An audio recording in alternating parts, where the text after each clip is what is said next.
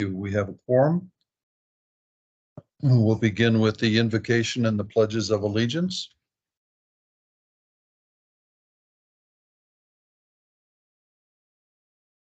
Heavenly Father, we come to you today as an assembled body. We humbly request that you bless our meeting, our community, and our nation. Help us to work diligently, always for the common good and in the best interest of those we have been elected to represent. Guide us to be insightful and prudent in our intentions, visions, plans, deliberations, decisions, and their fulfillment.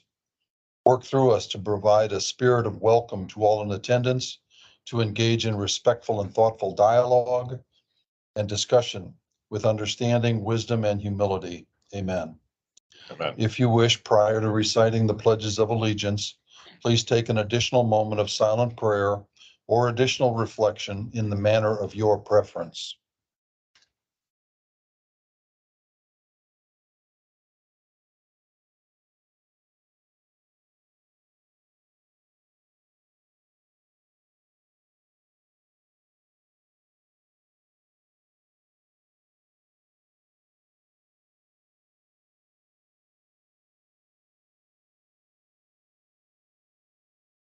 Thank you. Pledge to the United States of America. Pledge allegiance to the flag of the United States of America and to the republic for which it stands, one nation, under God, indivisible, liberty and justice for all. Pledge to the Texas flag. On the Texas flag, I pledge allegiance to the Texas, one state under God, one indivisible. Thank you. Welcome, everyone. We have some visitors this evening, and we've had one of our visitors has requested to speak, Mr. Kent Maggart from Mud 36. We appreciate your comments, Mr. Maggart, and request that you hold them to 3 to 5 minutes, if you would be so kind. The reason I came tonight is I went to the June wastewater treatment plant about is a design plan and some of their assumptions. But what concerned me was that there was some talk about I&I.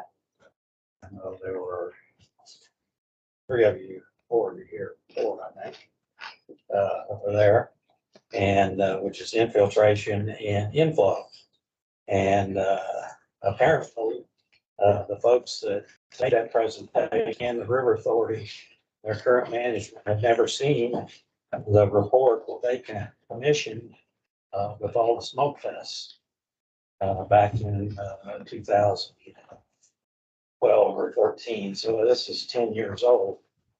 Well, 5 of you were on the board at that time, and this is the letter that I wrote 10 years ago about that smoke testing.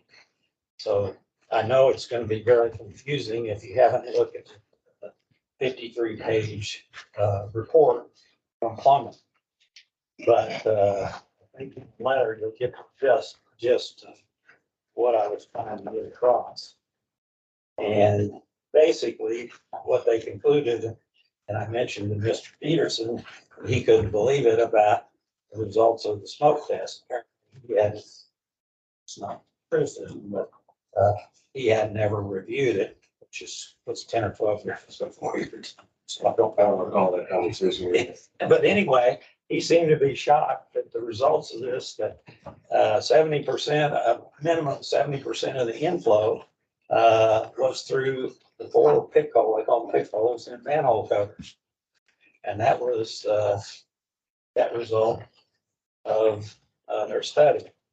And the study is actually split up in the River Authority system and the mud system. So it's a little confusing, but if you dig up that report, that's what this letter was about. And you know that it was extremely critical of these people, the farmer people, because all they did, instead of, seemed to me like the logical conclusion was to plug up the pit holes, and that would solve 75% of your inflow problem. Well, just checked with Chris, and I a lot of walking and fairly observant. The River Authority actually replaced all their manhole covers with no pick holes. Woodlands Water did nothing. Now, you'll remember, I'm kind of the pipeline and actually have run profit-making businesses. So the solution I came up with was to put laboratory grade rubber stoppers in all the manhole covers with 4 of them. And you can buy these things for 15 or 20 cents, but I think there's, as I recall, like 8,000 manholes in Woodlands. So the quick and dirty solution is to plug them up. Well, I happen to have one right in the middle of my driveway. So I bought 20 or 30 of them, and I put some in the streets, and I got one in my driveway. And lo and behold, they're still there 10 years later, my drive.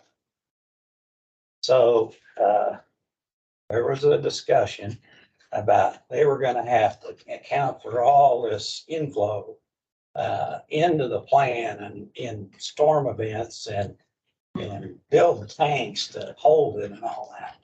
And so anyway, I'm here tonight. Number one is hopefully the River Authority will go back and look at the report. They actually took it to heart and they did what the report said. Woodlands Water did nothing. I think it's 83 or 4% of all the manholes are in the service area. So, which is Woodlands Water. They're not in the River Authority system. So rather than spend, hopefully it won't happen, but rather than spend a whole pile of money trying to account for this inflow in storm events, just plug them up, either replace them, manhole covers, or plug them up. Now, one other thing I want to talk about, y'all remember the SFDU fiasco? Oh, you got 3 of you right here. About Fiasco, of course, is your term. fiasco, but it was a fiasco. I was out of town, and anyway, the River Authority decided they were gonna make a final count of all the SFDUs present and future Woodlands. That's what's referred to in this letter. And I was out of town. I came back and I found out that Mud 36 had 25% more residents than when I left. In other words, they had gone and counted every SFDU, single family dwelling equivalent. And we had 1,500 when I left and we had 1,900 something when I came back. So anyway, I started looking at the basic data. Make a long story short, what happened is there was a whole lot of mistakes, errors, to the point where Woodlands Water, Jim Stimson ended up throughout the complete study, and we did it ourselves. And guess what? We got back to the right number, and we were going to get a bill for $1.1 million of 36, and which Ron's got 2 of us. It was going to cost the average resident $600 or $700 or $800. We only had 1,500, and we were going to have to come up with 1.1 million and give it back to theoretically all of the other muds. Well, we got that straightened out. The point I'm trying to make is Woodlands Water, and you folks need to find a what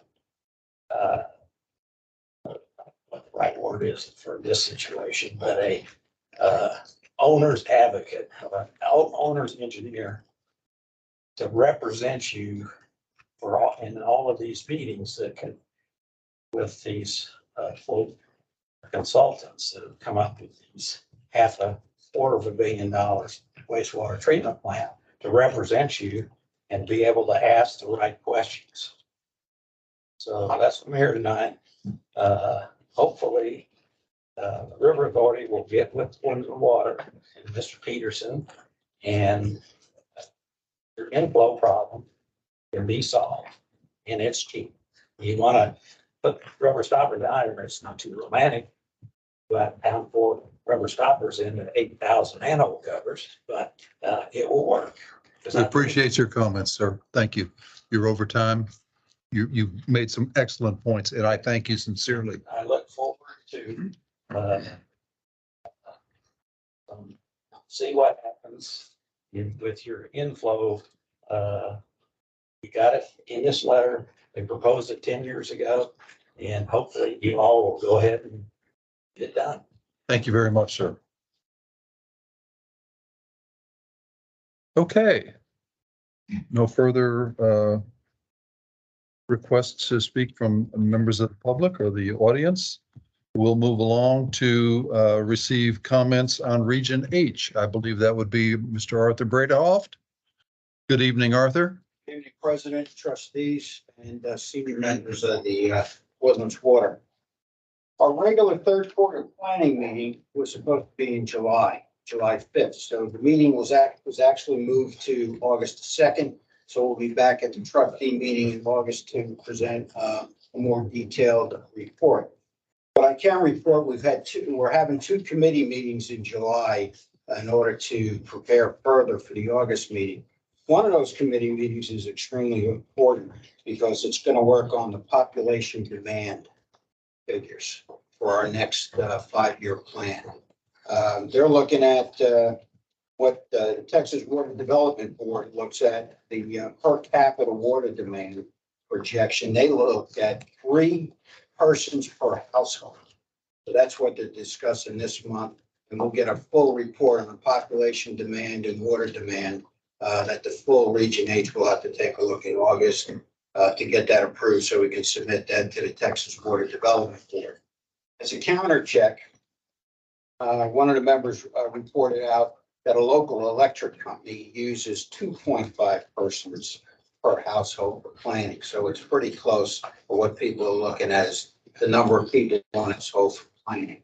So we'll know more in August what this fully means for Region H. And there's also another committee that's being formed to be a liaison committee between Region H and Region G as it relates to the aquifers and Brazos throughout the Brazos River basin. That's important because Region G is above Region H. And as we all know, the Brazos is 350 miles long. It's about 70 miles wide. So what takes place upstream affects what goes downstream. But I think it's important that they're going to form this committee. The committee's going to discuss what their purpose is, report out to Region H at the August meeting. And you get a lot done when you collaborate with others because as we all know, water is not in one spot. It's all over the place. And you have to build these networks in order to collaborate and get things done and share best practices. So I look forward to come back in August, and that's kind of our report. If there's any questions from the trustees, we'll try to fill them as best we can. I'm not familiar with the two regions going together. Is that revolutionary? I mean, in this. It's just going to have a committee that works together, Okay. cooperates, exchanges best practices, and reports out to the full committees, both G and H, especially the lower part of Region H. Brazos really has a lot of impact down there. And they're also going to, the lower part also has to look at what is available in the Gulf. Is desalinization become a bigger part of planning as we go forward for water sourcing? I just think it's good that collaboration's taking place and that there's going to be a committee that's going to focus on that and help the overall Region H going forward in the future. Thank you, Arthur. We look forward to seeing you in August. Well, I appreciate the time, everybody. Thanks, Arthur. Okay. We're now to the consent agenda, pages 1 through 17 of our meeting packets.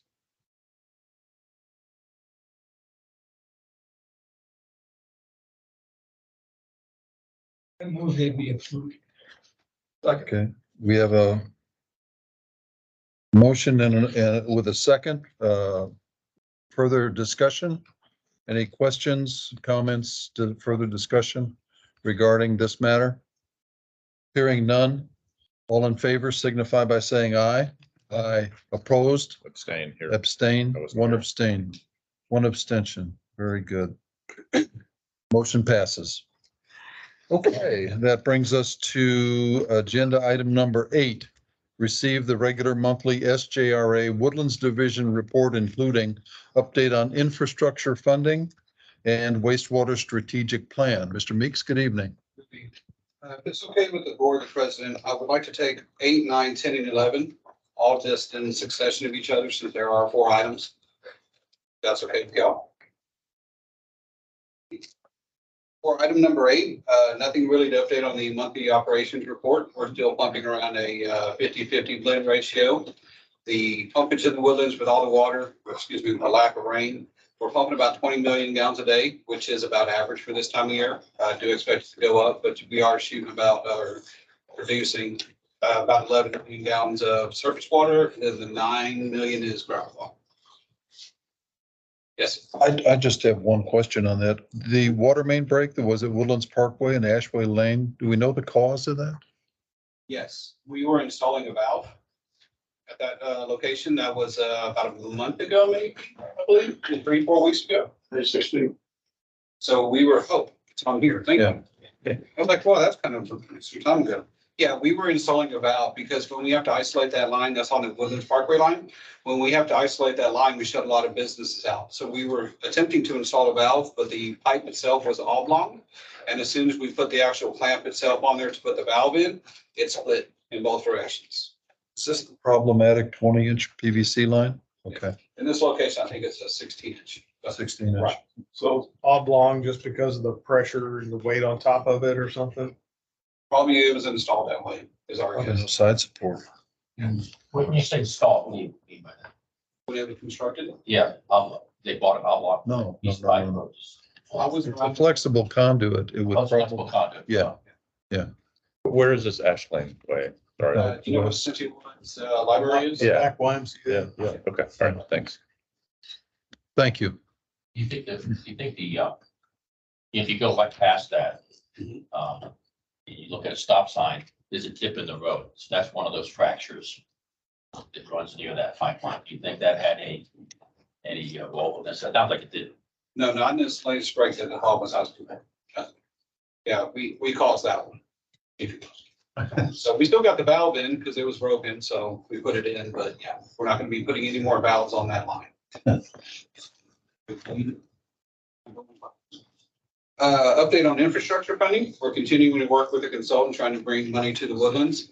Right now, as you know, the session ended, second one's picked up, so they got another party at this point in time, but we are continuing to work with the consultant.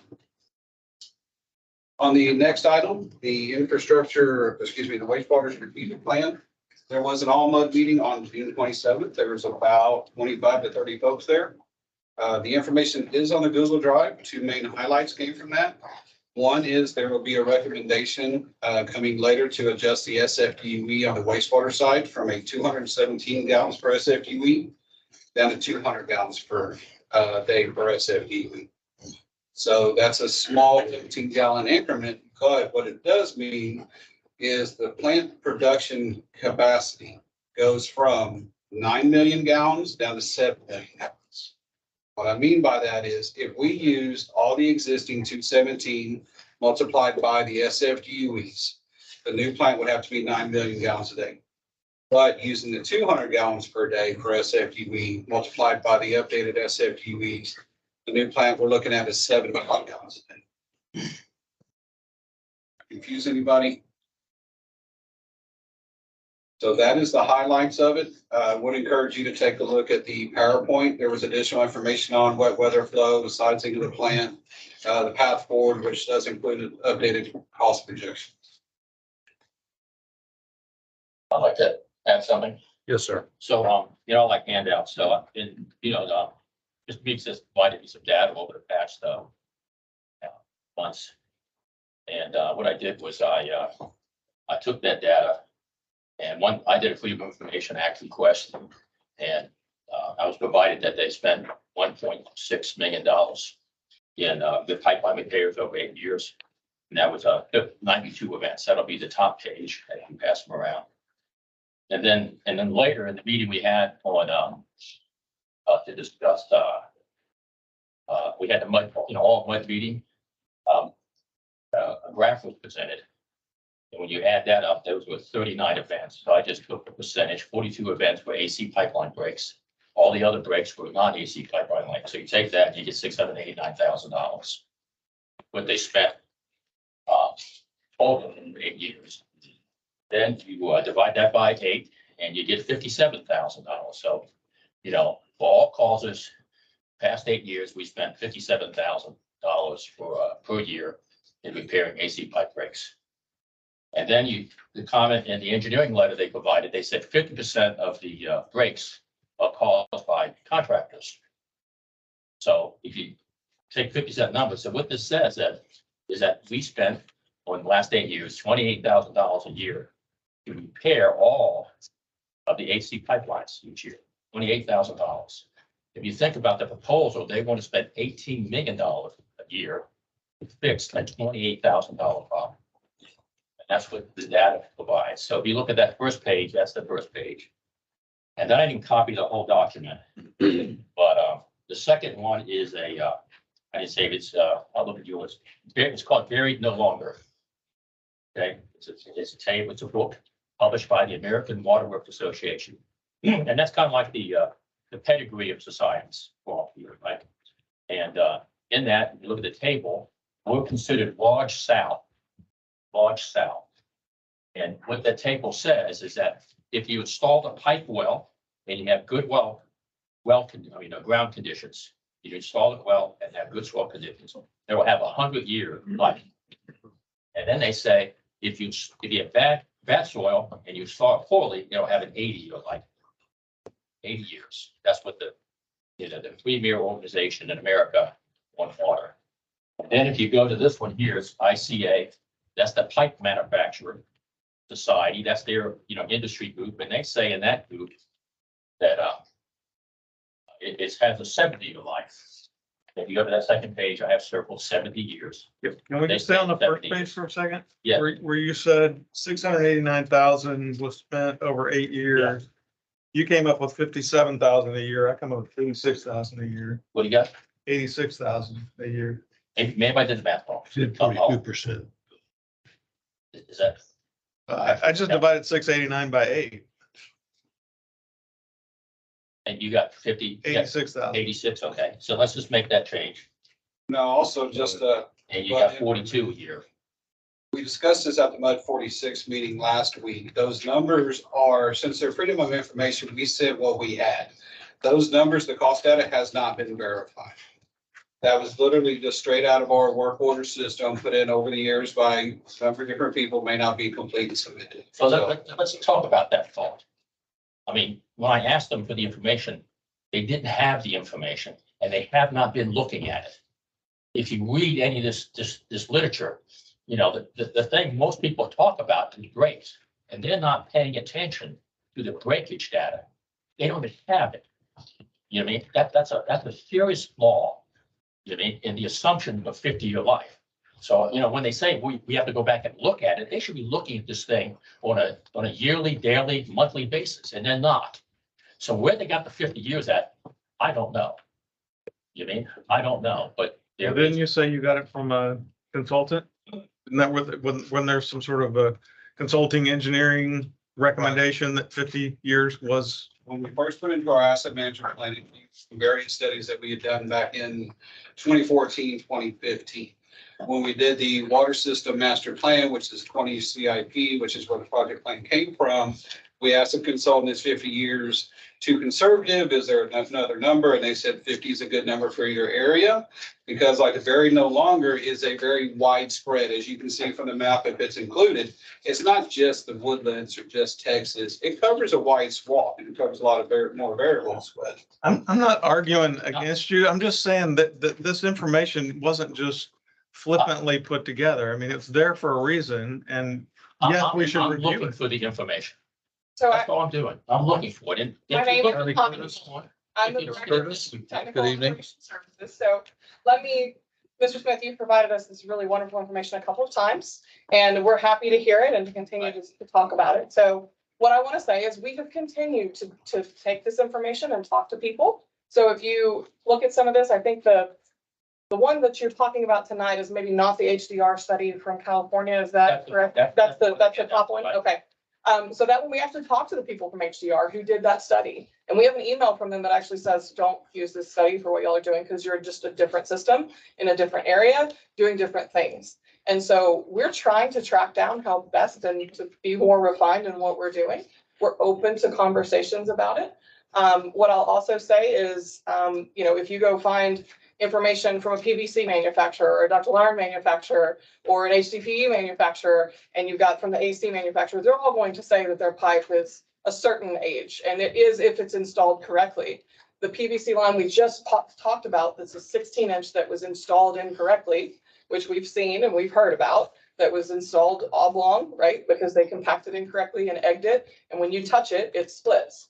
That PVC should have lasted 80 to 100 years, and it's not going to because of how it was installed. We don't know that, but Mr. Smith, to your point on the data collection, I've also been doing conversations with lots of different municipalities around the greater Houston area and across the state of how they collect data. To be honest with you, most cities and municipal entities don't collect the data you're looking for, and they haven't historically. Probably in the last 5 to 7 years, they've begun to do so because GIS, so Geographic Information Systems, and the ability to take survey in the field has become easier to do. So more and more cities have the data. That's what you're seeing from some of the cities in California. And that's what you see in our data as well, is it improves. In about 2015, we began to have better data, and we're continuing to collect better data. That's the best that we have right now. And we're sorry we don't have better data, but we're doing our best to move forward and be better. So my question too would be, how good is breakage data from 10 years ago or 20 years ago? Because, the pipe is getting older. The pipe is getting older. It is a snapshot in time of the best information that we collected at the time. So some of that, we don't even know the pipe material for the pipe break. It could have been AC. We don't even know the location. We just know we had a pipe break in 1998 and we fixed it. That's what we know. And so. Wouldn't you expect to see the number of breaks just over time go up as the pipe gets older? Yes, sir. And so one of the things that I'm trying to track down, and the city of Houston is actually an entity that had a lot of AC pipe that they replaced. And I'm trying to find somebody who was around when they did that in the 90s. But what they saw was an escalation in AC. As it began to fail, it started to exponentially increase. I'm trying to track down somebody else to help verify that. But all that to be said, that's my understanding of AC pipe particularly. Once it starts to fail, you start to have it happen faster and more rapidly. And once it fails once, then it'll be a half-life to where it fails again, and it'll be a half-life to where it fails again. That's some of what HDR, that was one of the experts on that was from the California report that Mr. Smith, they said that. And so we're just trying to stay in front of it. And we're here to have a conversation with the Woodlands. And we're open to changing from a 10-year plan to a 15 or a 20 if that's what the boards want. We're not asking for the money today. We're asking to think about it. Many cities, I think that we've noted, they'll just react, right? They have a pipeline that begins to fail, and then they have to figure out how to get it in their capital programs. So we're trying to identify where we think that, based on the data that we have right now, where the best investments will be over the next 10 years to replace this pipe material that is, in our understanding, a much higher risk versus the level of service that the Woodlands wants to maintain. If you all are uncomfortable with that, you feel like it's too much of an investment, we're open to a conversation. But we want to understand and make sure that y'all understand the level of service could go down if we get behind the 8 ball on it. And so it's difficult to stay ahead when it starts to get out of control. The other thing I'll say is I've talked to some public works directors and some city engineers, and they really get frustrated with the fact that, they put out there that they need to be replacing a water line every year, and it gets struck and it gets struck and it gets struck because the cities have a lot of different needs. They need to go build a fire department. They need to go build a park. They need to go do something different. And so they end up losing revenue to some of the water infrastructure. We don't exactly have that challenge here, but what I will say is if you begin to compare us to, well, look, there's only 2 water lines showing up on this CIP for the city of Conroe, and they are just applying it to the water line that's the biggest problem. That's because they know that they're only going to get money this one year. They're not guaranteed it the next year. So we're kind of trying to be proactive and to some degree let y'all know that more than likely, whether it's on AC pipeline or it's on PVC, we're going to have to budget for water line replacements over the next 10 years. And a lot of cities are not even allowed to be that transparent about it. because if they start saying it, it'll just get ripped from their budgets. So we're here trying to be as transparent as we can be about what we anticipate. We hope the reality is not that. We're continuously going to be refining this plan with more data that we receive, more studies that we can do, and more experts that we can bring in to help us understand this better. We're committed to do that with y'all. Our first ask, I believe, was just to finish Town Center, which is through the heart, and get a bond sold for that so that we can get it constructed and then start the design of the next two. That's currently our ask. And it's not even in the budget this year, right? It's a request for a bond to be sold, right? So that's kind of where we stand on it. We have another update coming to kind of bring more information from, Talk about that? yeah, we can go ahead and move to the next, whichever one it is. Yeah. We'll go and tell them it's item number 10. Okay. Yeah. And that's just the update. We are not going to give an update on the AC stuff. So there's been some questions. We want a little more time to make sure that we're following up to bring numbers to the board regarding how much it will cost. So the data that I think we presented to them was that there was 2 studies, and Chris, you maybe can do this better than me, but it totaled about $175,000 to analyze the data we have. And so we kind of got a general, probably don't do that. But let's move forward with looking at, we've got enough interest, how much would it cost to either gather more data or be opportunistic when we have a break to process data or do some more of the ultrasonic? How much would some of that cost to understand the actual condition of the pipes? And so we're working through with a consultant to try to come up with what those costs would be to bring it back in August for y'all so that we can understand, is it a $200,000 investment on a $200 million 10-year plan, or is it a $4 million? And honestly, right now, I don't have a ballpark and I couldn't tell you. Yeah, can I sort of respond a little bit? I think maybe what I'd like to hear, and maybe some others, is that you're our operator, okay, of the big pipe distribution system. And you're our engineer, you're all those pieces to us. So in your role, should not just be what we want, it should be what you're going to help us get to and the goals we're trying to achieve. I'd like to know that you're really thinking in terms of getting into a condition-based program versus just working with a time-based program. I think that's where David's trying to go here. And I agree with the concept that we should understand the condition of our pipe before we just endeavor to go replace it all because the clock is ticking. So I am an engineer. I'm a professional engineer. My heart accelerates and gets super excited when you start talking about doing more analysis, more study, more data-driven stuff. Like, I'm on board for it if y'all are willing to invest in it. Well, I think to maybe help answer that question is I can't imagine trying to go just replace a bunch of facilities when I don't know the condition of them.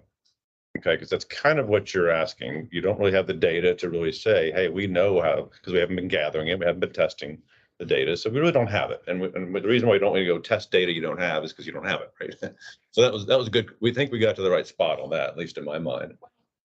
Right. What I will tell you, having worked with many municipalities across the greater Houston area over the last 16 years as a consultant, many cities don't have the money, or municipal entities have the money to invest in that level of study. So your Sugar Land too, some of your California cities might. A lot of it is research that's done by universities that's funded through grants if people are able to do it. That's not really something that is available for a community like the Woodlands. But if y'all are willing to do it and we bring you back, this is how much it costs, we will continue to refine this study moving forward with that database and data-driven information. So, but you're putting $193 million budget in front of us for just AC lines. Okay, so you're not shy about doing that, okay? And I want to see you say, well, you know what, that's a bunch of money. It's replacing everything as if I know nothing. And how can I get myself to a better position to say, well, maybe some of those lines I can get 10 more, maybe 20, maybe 30, maybe 40. Without any information right now, we're all going blind, right? We are all going blind right now. How that would be done, but that's not to say how y'all Okay. want to do it. Probably because a lot of AC line right now is now getting to the point where people are starting to repair it. So this is not a 100 or 200 year industry kind of practice that's been in place that people have solved. I think it's starting to be solved now. I think we can be part of that solution. Sir? So I would hope that even to the town line, that we would put a program together to say, let's go test the pipes that we're going to be digging up, the holes we're going to be putting in there when we break up pipes, and I'm not using the right terms, but there's going to be times when we can take advantage of digging up, testing the pipe that's in the town line while you're doing that project and start getting a little bit of data. Yeah, I mean, so Every repair that you do right now, I think should have a testing program put into it. we hold the Right. pipeline for a year, I think, and so we've just not been running a test on it. And so that's our next step. It's okay. Okay. We're willing to invest on that. Well, we've got the pipes. Let's start testing them. So I'm So not, are you going to come with that kind of a program that you're going to try in August? Or are we going to be still just talking about a time-based program and, it's not time-based. It's much more based Okay. on the Okay. going and potentially digging a hole, Yeah. or I call it opportunistic, right? So if the pipeline breaks, like what we had the other day, like, well, let's test and figure out what happened and document it better. Chris and I have had some emails back and forth of how is it that we need to be documenting this? Like, what are the changes we need to make so that our asset management stuff, we can have this information to where we can make better decisions. So we're moving that way, Hugh. We're not saying no, Right. and we're not saying that we're not willing to invest in it. It's that level of going and digging holes, being proactive to gain that data costs money. yeah, but I don't know what that costs. I know That's 193 what we're million. trying to bring you in I August. know what $193 million Yes, costs sir. me. That's what we're trying to bring you in I August. know what that costs me. So I would like to know what my alternative is to maybe bring 193 down to 150. I'm happy to spend 10 if you're going to save me 50. We Okay, may be, we'll see what the rest of the But- group says, but. I all know, that I'm just being said, saying on my behalf. I would That's what like we're to- trying to bring out in August, is a better understanding of how much it would cost, how long it would take. But I want to just put out there for the group, Town Center has seen, I think, when we talked with HDR, like it's above what the industry standard would be for preference for the number of breaks per mile for that pipeline. Yes, sir. I think something else that would be helpful, because, we want to have this great level of service within reason in terms of the cost. You hear about the city of Houston and they're in just constant water line breaks and loss of water, and they clearly are behind the 8 ball in replacing bad pipe. So I would love to hear some, stories about other municipalities, that got behind the 8 ball. Why did what happened, and how, can you get to the point where you can't catch up? Can you get behind the power curve, so to speak, to where you just, it's constant? Yes, you can. I think the city of Arlington's a great example. They had a lot of AC pipe put in the 50s. They were developed a little bit before us here. They were having 600 breaks a year. And that's definitely behind the 8 ball. You can't keep up with it. It's a bigger city than the Woodlands from mileage and distribution, but they've been replacing for 20 years on their pipelines, and then having to do the repairs in addition to that. And so, I mean, obviously less repairs now with the more pipe that's replaced, but Houston's another one that right now they're having a ton of pipeline, whether it was PVC, cast iron from the droughts in 2011, they had significant pipes that began to fail. And to your point, they're one story of they're behind it and they're really struggling to keep up, and they've had to invest a lot of money. And it's never quite enough. So we're trying to stay away from that. We're trying to stay in front of it. I think we're fortunate that we'll cross our fingers that the first folks who were doing construction here through some green fields, that they did install things better. And the more data that we can collect, you to your point, the better we're going to be able to adjust to this. And we are open to that. Like I said, I get really excited to think about getting to study it a little more. The one thing I want to caveat, and this is something that I think, David and I have talked about some, and I've mentioned it at other MUD meetings, is the costs are maybe what we, as Chris noted, what we noted at the time. You're not talking about how much it costs for the commercial developments to be out of service, and the cost of reputation of whether it's the Woodlands water or estuary in the public perception every time that there's a break. And so that there's a cost that's associated with that. That's a social cost and a commercial cost. And so Town Center, that's one of the reasons that we're there and we're kind of focused to get it replaced, is because every time it fails, there is commercial implications to that, where restaurants are having to shut down. There's a dialysis center over there that's concerning if they're not able to stay up and running. So we're trying to target with what we feel like is the riskiest section. Actually, when we started the design, I asked the question, well, why are we starting in the most difficult place with our first water line replacement in the Woodlands? And, why don't we go to one of these residential areas where it's easier for us to figure out, some of the technologies and stuff? And honestly, it's because the risk outweighs the risk of doing it elsewhere and figuring out. That might be a good way to do some lower cost testing, and go to one of these residential areas where the pipe isn't under somebody's driveway and dig some of that up, which would be. One of the things with it, when you start to look at what y'all are talking about of data collection, is we would want to go around the Woodlands to lots of different places and lots of different installation years, and take lots of samples. And so that's digging a hole, taking a coupon, putting it back, testing it, and then analyzing it and putting it in a report. And so that is part of the plan. Is it's not just be in these high risk areas, it's go throughout the Woodlands and take a study, so that we get that comprehensive look that y'all are looking for. Just realize the social cost of doubling our water rates is significant for every resident in the community, right? So that's kind of, it has to balance us out here. I think that there is a reality that replacements are coming, No doubt. whether we Understood. plan for it and put it in the 10-year plan and know the water line or Yeah. not. Some of that is truth that we're probably going to have to do some of these Yeah. replacements in ways, regardless. Trustee Martin? Martin. Trustee Martin? Let me ask a question along a different line. For months, we've been talking about asbestos pipelines, cement, AC pipeline. And all we're talking about are breaks and replacements. And I haven't heard anyone talk about when does it become a health issue for the quality of the water? Okay, I can speak to that. So, AC pipeline itself is stable. The only time that asbestos in the terms of AC pipeline becomes a health hazard is when it is cut, the pipe is cut in a dry format, and it becomes what's called friable, which is just basically into the air and you can smell it and you can inhale it. Other than that, it is not a contaminated material.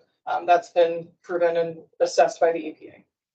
So an underground break that you detect, but allowed There's not enough asbestos that gets in there for it to be an issue for you to ingest as the solution to pollution solution. There's not enough that gets in there. But at the end of the day, if a worker is down there and cuts the pipe or there's broken dust and they breathe it, that's when it becomes a hazard. And there are protocols in place to protect the workers around AC pipe and for the disposal of it. Trustee Smith? Yeah, if you look at this document, it's really a blueprint of where we should go. I mean, you can say it doesn't match, it's a blueprint. When you talk about doing sampling, they talk about the sampling plan, they talk about the cost. So it's a blueprint. And what still bothers me is that, I go to the board meetings and I go to the pipeline meetings, and when they don't want to do something, they put a price on it. They say it's going to cost $100,000 more for that information. The problem I'm looking for is I'm looking for the adoption, right, of a condition-based management philosophy. And to me, you pay for this by we delay these expenditures until we have the information, until we have the plan in place. We can do the samples. But right now it's a rush to spend this money. Now, I'll give you a warning. You guys rushed to put the pipeline in. And what happened? The community went in uproar and it lasted for 10 years. $20 million of legal fees. And you can see where it ended. So here we go again, another $500 million in which we have no data. And this debate begins, it doesn't end when we vote. It begins when we vote. Because the community of Woodlands is going to find out about this. And they're going to react to it. And so, there's no rush to do anything. There's plenty of data that says this pipeline doesn't have 50-year life. And we don't have any data to support that says contrary. And, if you go back and look at AWWA, they have another document. I didn't bring it with me.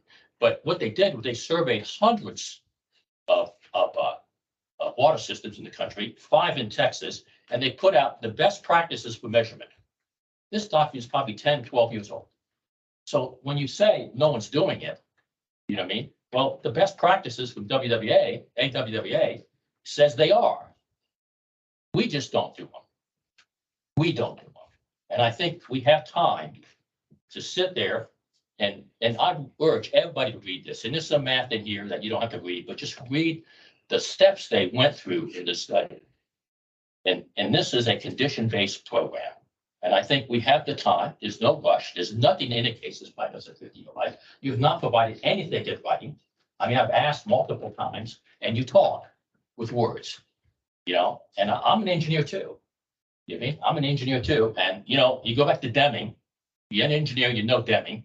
And what he says, in God we trust, everybody else bring data. So far, you guys haven't brought any data. So What why I should say, I? Mr. Smith, is that I bring 16 years of my professional opinion and the consultants that we bring on board that have more, that are specific on it. I don't think that you're wrong and that is a roadmap of something that we can follow. That report shows steps that we can take. That's true. What they said was, don't take the results for gospel. We can't use those here because we're in a different system. And that's really what I meant to say. So if I said something different, Mr. Smith, I apologize. I think that we are on board to do a condition-based assessment. I don't think that we've ever not wanted to. It's just not something that is typically done. I know you're saying there's lots of places that do. If you're willing to invest in it, we're willing to bring it to you. We're willing to do it. From a timing perspective, we do not want to push anything down y'all's throats that's unnecessary or that you feel uncomfortable with. When it comes to the water side of things, we're trying to be proactive to maintain your level of service. But if y'all feel that it needs to be, a 3-year process for us to continue to gather data, even for town center, then that's what we do. And we run the risk of more breaks, but we will fix them and we will do our best to keep the system with the level of service that we've always committed to have to y'all. So we'll continue to bring you data in August. That's the update. And we'll work through it with y'all and be here as good partners. Thank you. If we could proceed, please, with where you left off. Item number 9 on screen 3, we have no update. Okay. The next item is item number 11, and I'm going to ask Pam Steiger to come up. She's the River Authority's CFO, who's going to talk about the GRP production and timing. Good evening. We have. Okay, cool. Yes. I didn't do it. She had laparoscopic surgery performed there. Hold this.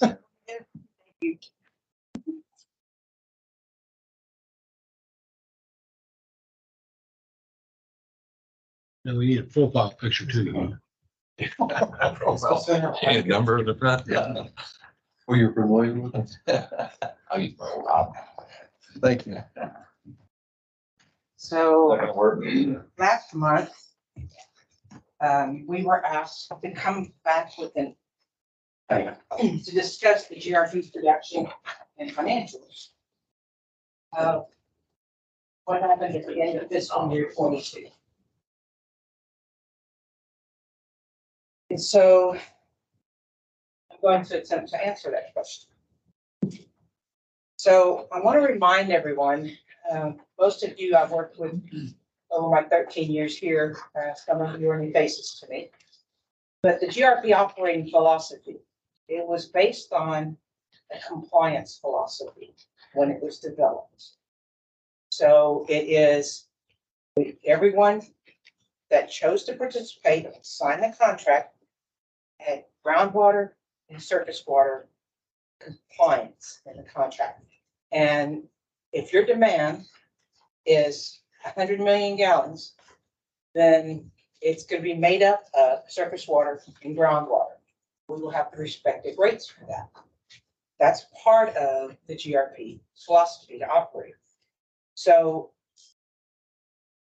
with the cost rate relationship, there are fixed costs. I believe that Mr. Smith brought that up last meeting.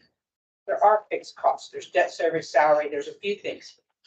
But there are variable costs in this surface water production. Has to do with any chemicals. Gap change out is our major cost related to making more surface water. But there also is the cost of the demand that I spoke of. If your demand is 1 million gallons, either your groundwater is going to do that 1 million gallons or your surface water is going to do that 1 million gallons. So you get a total of 1 million gallons. Okay. And per the contract, pumpage on the groundwater, there is no expense in the GRP. That was part of the deal for compliance, which, as we all know, is not a rule anymore, but when the bonds were taken and the plant was built, contracts were signed, there were rules in place. So the question was, if production had been increased at the end of fiscal year 22, instead of being held at budget levels, would the revenues have covered that additional expense? Again, the variable cost, not the debt, not the salary, but the variable cost. I want to give you the information that we had at that time, that we told the review committee, here's our information that we have at this time. In July, we had June data. June data said, look how much cash we had at June data. That's operating cash. We have an operating cash and we have an operating reserve. Our board designated operating reserve is 3 months of O&M, reasonable for any business. So here's our operating reserve, 4.274 million. 3 months of expenses is 5.3 million. So we are working from our operating reserve at this point, June 30th. GRP review committee was July 25th. At this time, emergency reserves at 0. We had a line break. We didn't have the funds.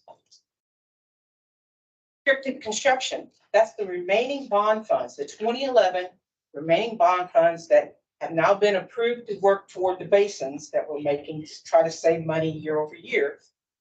But that it was sitting there. So we had 4.2 million. And then we had restricted funds that were bond money of 1.2 million. That's all the cash we had without dipping into our debt service and debt service reserve.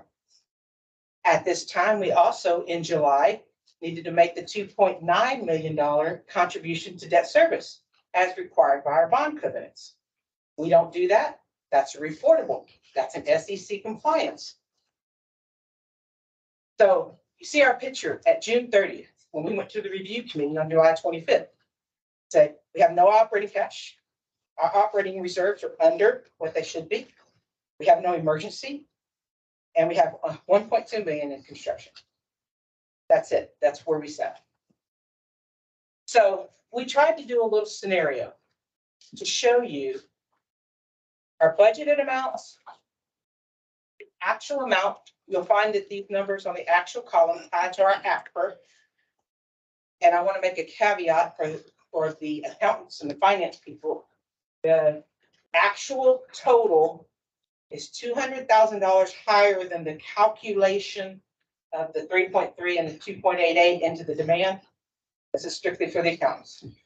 So it's 200,000 higher, having to do with some other revenues that were accounted for as so. If you do the calculation. So then we did how much if we had decided at that time to make 3 million gallons a day from surface water plant from the treatment. What would it cost us? As you see, the revenue is, remember that 200,000 I told you about? The revenue here is 250,000. And if we count that additional 200,000, it's really a $450,000 difference. Okay. Where are you on this chart? I'm I'm sorry. sorry. I know you're pointing and you know your numbers, but Surface water revenue, revenue lines in total. this Yes, line, sir. this top line, Well, the total line for the one. this one. 69 million for FY22, 69.7 was the actual income for GRP. Okay. Okay. And if we had gone up the 3 million gallons, the total for incoming cash and incoming revenue, not cash, sorry, is 69.9 million, only going up. Thank you. Is that number of 60 million in excess of budget? Budget is 57 million, sir. So budget was 57 million. Yes, sir, with the production of And you- 12 million gallons a day. Okay, and so your budget, basically your budget said you were gonna produce 57 million gallons. And No, of that. dollars, so Oh, $57 million. dollars. Then the surface water budget was 14 million. Of that 57 million, Of that 14 57. million was based on 12 MGD. Yes, So were you, this was in what month? so I'm giving you an end of fiscal year End with of numbers, fiscal- August You know, 31st. so I'll just kind of cut to my thought is that if I look at your budget right? And I looked last time, it was 55% went to payment of debt. 55% went to payment of debt.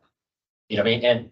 And between that leftover, let's say, let's make it simple. Let's say it's 50% went to debt, 25% what I call fixed costs. That means salaries, cars, and stuff like that. And 25% was variable. Variable, right? It's variable. So that means that what it costs to run the water plant. It's a gallon, it's a cost per 1,000 gallons. 25 cents of a dollar is a cost per 1,000 gallons. And see, what I struggle with is that, I used to run a capital equipment company, right? And so when I had a budget and I had to pay, an expense, debt and fixed expenses. And once I hit budget, right? Once I hit budget, let's use example, is that 75% of your budget is profit then. I've paid the debt, I've paid the fixed cost, right? So that 3 million gallons, instead of costing you whatever that number is, should have been 75 cents less, 75% less. That right? would be true in a for-profit world. You are correct, Well, how is it not true in your world? because we're talking compliance. Do you remember my example So of what compliance? prevents you from doing the economically best thing for the citizens of this county? The economically best thing is to let you do pumpage instead of groundwater. But let's say in a way, the difference is 40 cents per 1,000. 42, yes. 42 cents per 1,000. It's difference of 42 cents per 1,000. But the fact is that, I can understand from the SRA viewpoint why it's a good decision. Because you make 42 cents more than you would have made, right?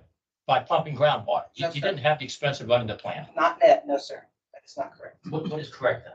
Because the 288 that we get on that on that groundwater revenue, I have no expense. That's right. It's a freebie. So if I produce surface water, it's the 42-cent differential that you're talking Right. about. That's going to be for the cost that I'm talking about. 1.8 million in costs. But you ought to recover your debt and your fixed expenses of headcount. So basically, you take, let's just take $1, right? And you recovered your debt payment and you recovered your salary expenses for the year. So that $3 million difference, you would make 75 cents or $1 would go into your pocket as profit or excess income. So I want to ask a question here, Mr. Smith, just for clarification. The numbers that you've looked at are from this fiscal year 22, is that correct? Yeah, this, okay. So from a GRP perspective, and Chris, you feel free to hop in on this at some point too, if you'd like.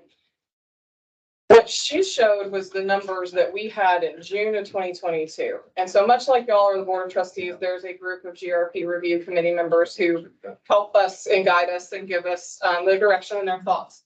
And those are members of those that are the clients of the GRP.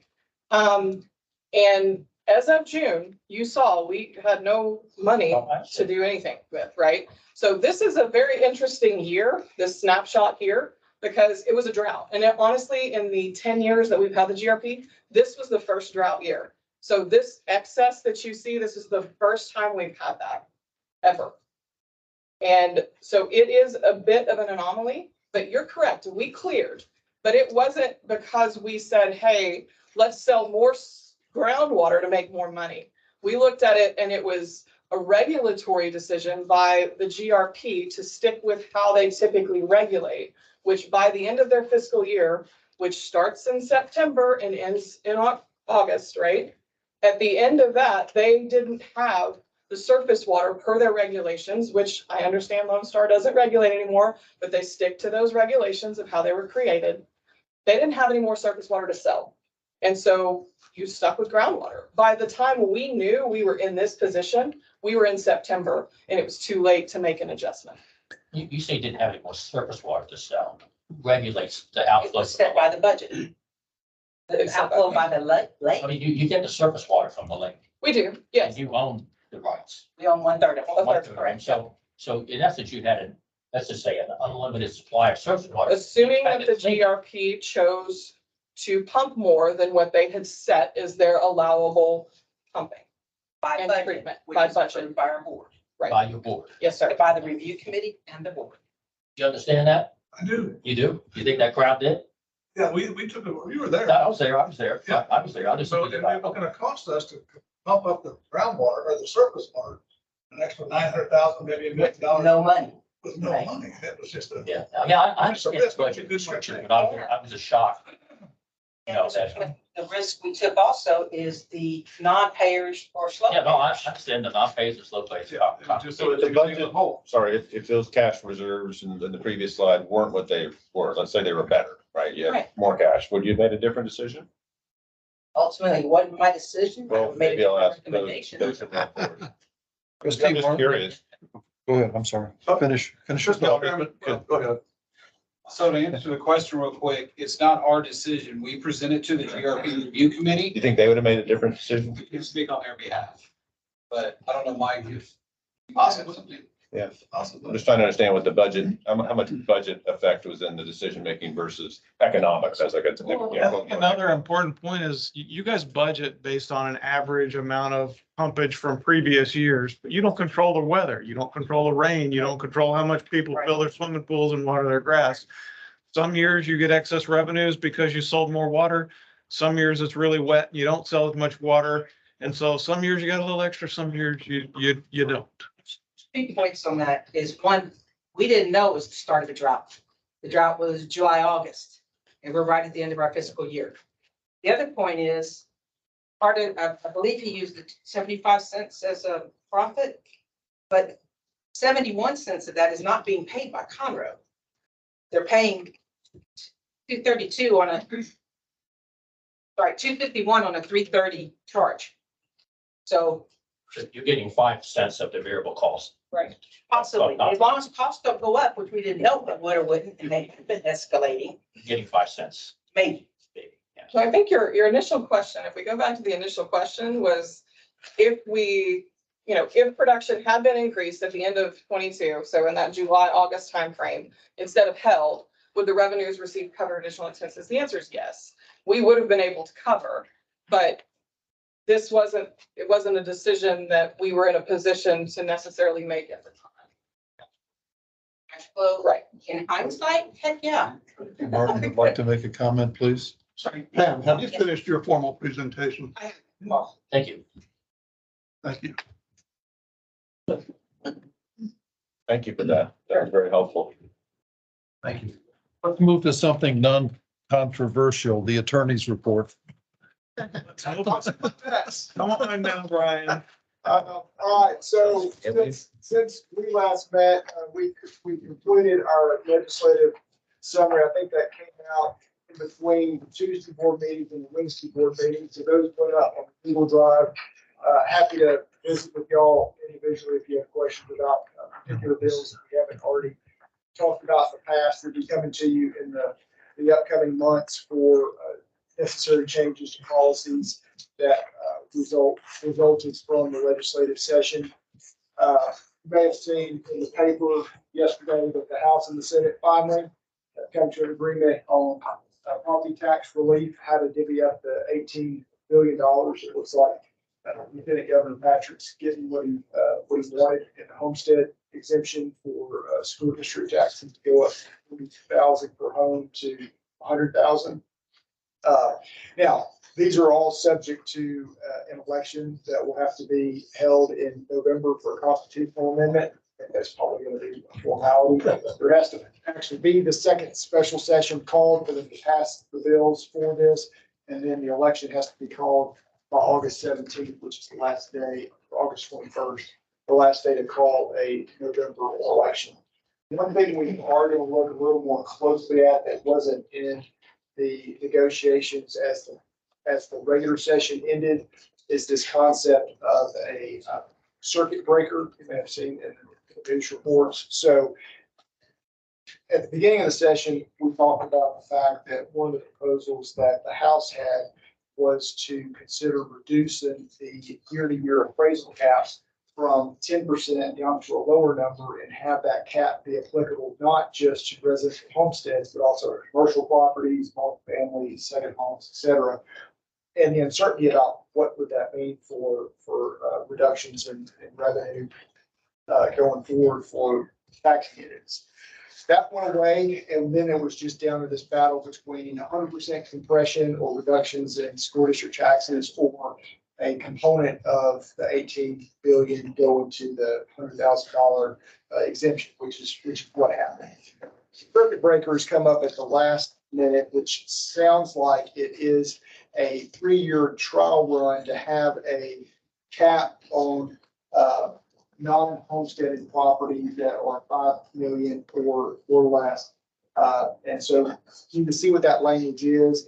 I mean, I think for your budgets and what it would do to slow the rate of appreciation, it's probably not material, but we still want to take a look at that to see what it looks like and how it will work, because it will be something new for the state of Texas, and will have an impact at some level. Maybe it's material, probably it's not initially, on the rate of increase in commercial, multifamily, second home, rental properties throughout the state, including Woodlands. So that's where we are at this point. Happy to answer questions if y'all have them. Yes, sir. I heard somewhere that they made it easier to split them up. So they're for new creation, yes. Well, actually for other districts as well, they're starting, I don't know, late 2000s, somewhere in that range, before 2010.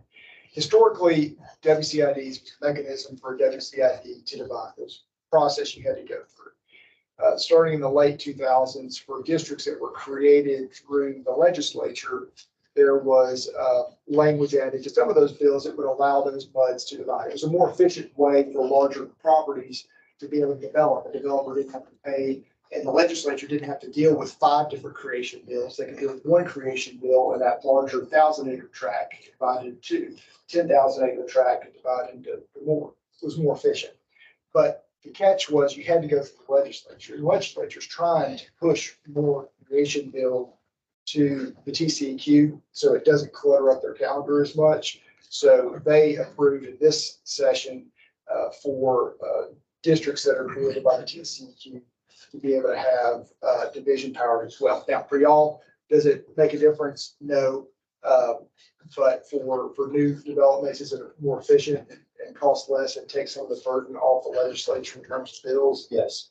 But good questions. You're gonna talk about change in pay rate for the workers. Yes, so that was included in, and we've talked about that over the course of the session. But that, I mentioned it at the board meetings, that bill did pass. And it does now tie the per diems to the rate that legislators are paid, which is currently $221 as opposed to 150. So one of the things we'll have on your agendas for next month will be a policy change to incorporate that on a go-forward basis. The board can decide if they can approve that or not. So that's been a quite discussion of us here in the past. Right. Happy to Thank answer you. the questions. Thank you. Thank you. Thank you. Okay, that moves us to agenda item 13, that received the general manager's report. Mr. Peters. All right, thank you. Good evening. We have a couple items later in the agenda that really are the front of my report. I will report briefly that I did, as instructed by the trustees, complete and present a letter of commendation to SRA Board of Directors a few weeks ago, as Jace was ending his tenure there. So that was met with very positive response from the board and from staff. So that was so appreciative. And then something that's in our package, just one other item to note, is I included another happy customer response to staff interaction. So really the two main things in my report. And again, there's a couple other bigger items that are separate agenda items. Very good.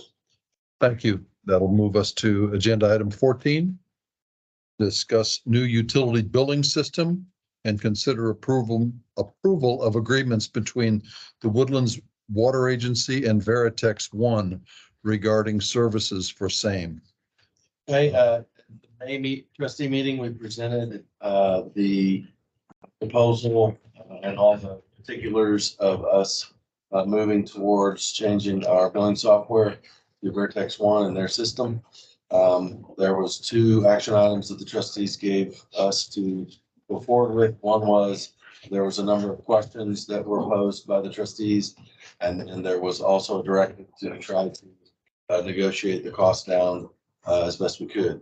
I'm here to report tonight that we have completed answering the questions, I think for the most part, for that were posed to us. There's one new one that we have that I want to share with these. And then the amount that we were dealing with before was 600,000, and that has been reduced to 589,000. They have confirmed that they would accept that upfront cost in split into 2 pieces that we would budget into the 24 and the 24 budget cycles. And then as a reminder, there was about a 2-year buyback on the upfront cost with offset with savings, the ongoing savings of the monthly and annual fee, ongoing fee.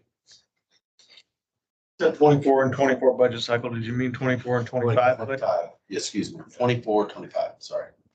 Essentially, there would be a payment due October 1. On your budget after that. That's correct. October 1, 23 for the 24 budget, and then October 1st of 24 for the 25 budget. Is what it would be due for the upfront. There was one remaining item, was a question about the escrow of the source code. And we did get word back that, all this, although this is a software as a service, there still is code to it. And they would offer to secure that code for a nominal fee of $2,500 a year with a company called Iron Mountain, basically. Yeah, that's good. $2,500 in addition annually, if you wanted to do that. If to recall, to talk about what that means, basically, if the company went out of business, then the source code that created the software, you would have rights to then continue on with either another entity or maybe whoever. Most likely, probably, if, again, this, one of the questions was, how viable is this company? They've been in business for over 30 years. That was one of the questions. If it did go out of business, if you chose to buy the escrow insurance, essentially, you could do that. If it did go out of business, most likely someone's probably going to buy them and continue on with the service, but that's something that is up to y'all if you'd like. We believe at this point, there's really no more scraping and negotiating in terms of the discussions that we've had with them. From a legal standpoint, Brian and Katie have given us guidance on that. And I believe we're in a good position on all the legalities of the contract and those positions. So be our recommendation to ask for approval from the trustees to move forward. Yeah. Just to recap, can you tell us again, when you developed a list of questions, some major, some minor, and how long it took to get through that, and what were the results of those inquiries? The inquiries of A list of questions. The staff questions. How many? I mean, was it 20? Was it 50? Was it 80? Oh, well, so the initial questions that we really developed from staff, 56 questions. 56 questions, 7 or 8 pages worth, 56, 57 questions. The questions that came from the trustees in May, there was an additional some eight or so. So 60 some odd questions between staff and the trustees. And have they all been resolved? Yes. Positively. Yes. We also, there was another comment at the May trustee meeting of, we had reported that we had interviewed a number of different entities that were using the software. None of those were in Texas at that point. So there was some direction from the trustees to talk to a more local user. We actually interviewed the city of Carrollton, coincidentally is similar in size to the Woodlands. So we felt like it was a good representation. We met with them and they're about to go live. So they've been in that testing phase for the last, I don't know how many months. So they've freshly gone through the testing, the buildup, the testing, the data conversion from their old system to the new system buildup. And they said that although there were some things that they had to work out, working with this group, with the Vertex One group in identifying and going through the tests, all the different tests and all the additional questions that came about during testing, that they were very easy to work with and really helped them get through the questions. And they were able to resolve all of the questions and concerns that Carrollton had during the testing phase. So they felt it was a good experience. Are you asking for many customizations of this package? I mean, you're asking for things in the standard package to be changed to meet WWA's needs. Mhm. So I just say my experience with ERP systems, I've done many of them. That it gets expensive when you start customizing a package because it just keeps on going on and on. And it's a lot of times easier to retrain the employee than to pay for the customization. I'm just saying that because, when you ask employees what they want what they have now, but better. And it may be more advisable the other way, because I'll tell you, you go to the county, if you can find the person to be still employed, who put the county business system in, and that turned into a nightmare. And it's just, this is I would say it's high risk, but it's high risk for us because you could misbill. You could misbill. And, I make sure you have enough consulting money and make sure you start customizing the thing that you really need it. Can't you use the standard format? You mean? And another way to approach that is when you are making changes, ask them if that's going to be part of their core system. Right. So you don't get on your own branch that becomes so hard to upgrade that you get into what David's situation was. And if it's a good change, they'll take it. But that doesn't affect kind of who you pick. It's just how you work with them going forward. You've had an ask to adopt this system. Ron, maybe we move ahead a little bit. We did have a finance and audit committee meeting. Would you like to move to that? We had a very short meeting and the audit committee recommends we go ahead with this program and approve it tonight so we can get this thing behind us so they can do budgets and year-end stuff coming up. Okay, we have a recommendation from the the Finance and Audit Committee. A further discussion regarding this matter? I'm fine at the escrow. You guys decide if you think it's worth paying for it or not. I mean, you have a better sense of it than I do. I just wanted you to have the conversation. And our understanding is if we don't now, we can later. Yeah, to the contract. Okay, good. Further discussion? Anyone? Hearing none. All in favor signify by saying aye. All opposed? Abstain? Thank you. Motion passes. Okay, that brings us to ad hoc committee reports. We had a personnel committee meeting. Was there a handout, Mr. Peterson? Yes. Was there? Okay, you received that. Okay, you can see in the second to the last paragraph on the first page of the memorandum, that the Personnel Committee has approved the recommendation that was made by the general manager for a salary budget of $1,760,000, which is $150,000 reduction from the fiscal year 2023 budget. Is there further discussion of this matter? Hearing none, all in favor signify by saying aye. Aye. All opposed? Abstain? The motion passes. Okay, the Public Education Committee meeting. Trustee Gaynor. Yes, thank you. The Public Education Committee met today for two purposes.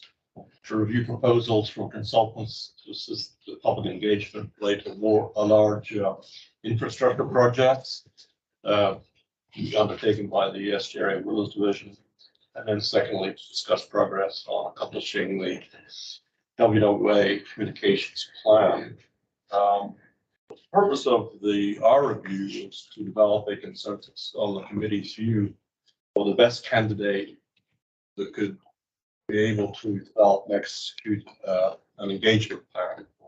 And everyone contributed a very robust conversation. And we independently agreed coming into the meeting that became an emergent, shall we say, development. Two potential candidates with one being preferred. SGRA has this information along with any supporting documentation and comments from the folks that provided comments. Just will say this is still in process by SGRA, and they will be making their selection by July 17th. It's the intent of going to the SGRA board on August the 24th. Second element item was the PEC periodically reviews various stages of the execution of the communications plan. Third quarter is focusing on water conservation because it really is the critical foundation of our quality of life. But now we'll also review that very briefly. Looking forward to fourth quarter, the focus will be on the value of water services with an update to the phase 2 communications plan intended to be developed in the fourth quarter. That's my report. Thank you, Trustee Gaynor. Questions? Okay, we've addressed agenda item 16. So we move to the closed session. Not necessary this time. Okay, reconvene, not necessary. Discuss matters for placements on future agenda. Any additions? Oh, Ted? I don't know when this occurs or if it's already occurred, but we're going to talk about the weather, the drought, is if there's any potential drought conditions or anything that we need to discuss or think about. Or does that just happen when it happens, or? You're talking about the drought contingency plan? Not formal. I'm just wondering if we ever have a conversation about the fact that we've had 110-degree weather for X number of days and it's likely to affect water supply, and what do we have to do? Not particularly the formal drought plan per se, but Yeah, did we ever have that discussion? I think that went with how hot it's been, we got really free, but we're coming back into it, so we can ask for the river authority to report on what those metrics are to trigger the drought contingency plans, because it's tied to our run times. So they're Yeah, kindly. yeah, because they run the plants, obviously, so we can ask them to report on how close we are on those metrics, if we're getting close to having to implement. And of course, for the new directors, there's multiple stages on the drought contingency plan. The first one is voluntary, and so because we already have odd even water days, defined irrigation schedule, which is over and above what most communities have, we can go through at least stage 1, if not stage 2, without having to change the current restrictions for watering. Now, we'll have to get into probably more enforcement. Our masters have been pretty gentle about that for a while, but we're gonna have to get more stringent about it if we get into more significant drought conditions. But we could ask for a report on that. And I'm happy to just be directed to somewhere I can read that if no one else is interested, but I just. I think it'd be good to have. Is it something that SJRA can provide? Connie? Chris? Was that a bird? That was a big bird. Okay, any further additions to the future agenda? Hearing none, this meeting is adjourned. Thank you.